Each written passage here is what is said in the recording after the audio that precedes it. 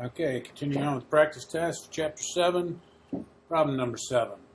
In this example, or in this problem, we have a triangle. It looks something like this. We know it's a right triangle.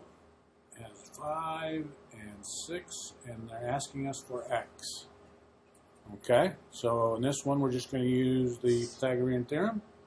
We're going to say 5 squared plus x squared is equal to 6 squared. Gives us 25 plus x squared is equal to 36. We then have subtracting 25 from each side. We get x squared is equal to 11. And finally, x is equal to square root of 11. All right, let's try number 8. In this example, we have a picture that looks something like this. That, and 13 here, and a 7 there. Okay, we're trying to find x. Well, in this problem, we can do is bring the 7 down to here because they're equal, even though you don't really know that because you don't know these are parallel.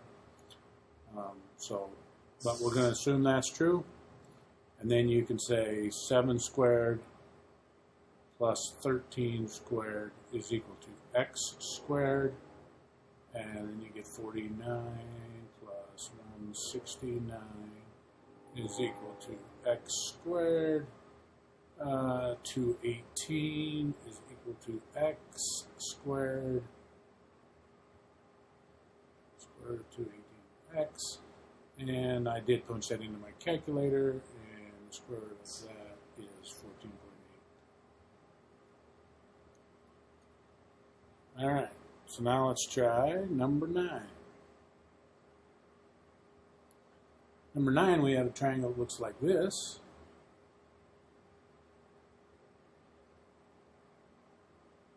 You know, the bottom is 12, and each of the sides are 9. So we know it's an isosceles triangle, and we're looking for the middle, the height, the altitude in the middle. All right, well, first thing we can tell ourselves is because this is an isosceles triangle, we know that this side to there is 6, and over there to 6. So we can do any one of the smaller triangles, and that's what we're going to do. We're going to say 6 squared plus x squared equals 9 squared. 36 plus x squared equals 81.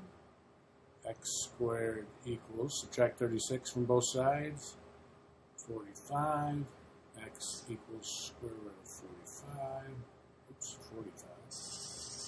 Okay, and if we wanted to minimize that, we could say 9 goes in there, square root of 9 times the square root of 5, and x is equal to 3 times the square root of 5. Let's try number 10. Number 10, another right triangle.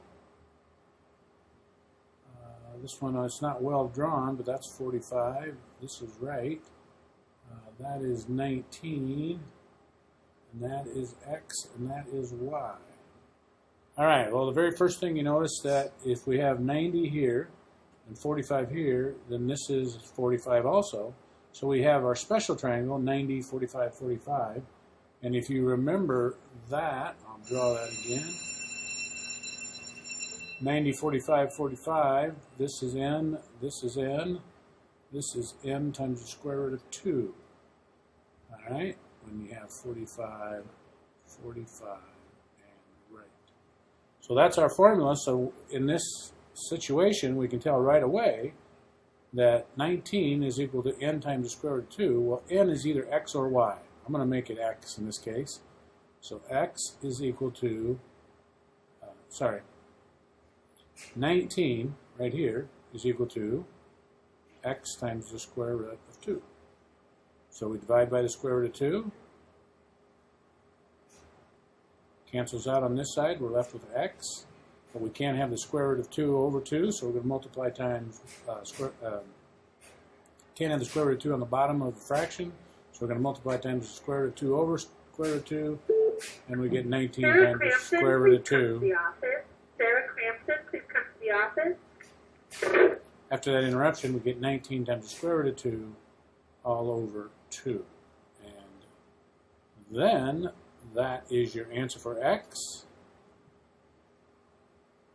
And, by the way, it's also your answer for y. And why is that?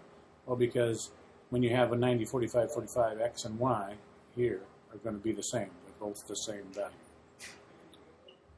All right, now let's try number 11. Number 11 looks something like this. Here we go. Looks something like that. It's got 12 here, y here, x here, and 60 degrees. So now we know this is a special 90, 60, 30, or 30, 60, 90.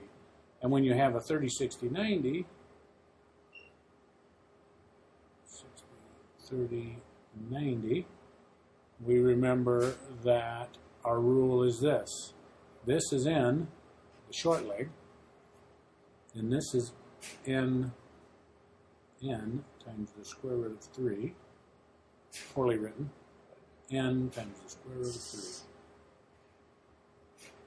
There we go. And then this is 2n. Okay, now if you spin this around, this 12 is right here. Okay, and this 60 down here, that's this y, and this up here is x. So now we're going to do this calculation like this. We'll say 2, n is y, right? So instead of saying 2n, I'm going to say 2y is equal to 12. We know it is. That's the calculation. So y is equal to 6. If y is equal to 6 and y is n, then we can come right up here and calculate x. X is equal to 6 times the square root of 3. And there's our two answers for that special case. And finally, number 12, we have a box that looks like this. Let's see, box that looks like that. This is a right angle. This is y degrees. This is 8. And middle is 16. Okay, given this answer, what do we want to do?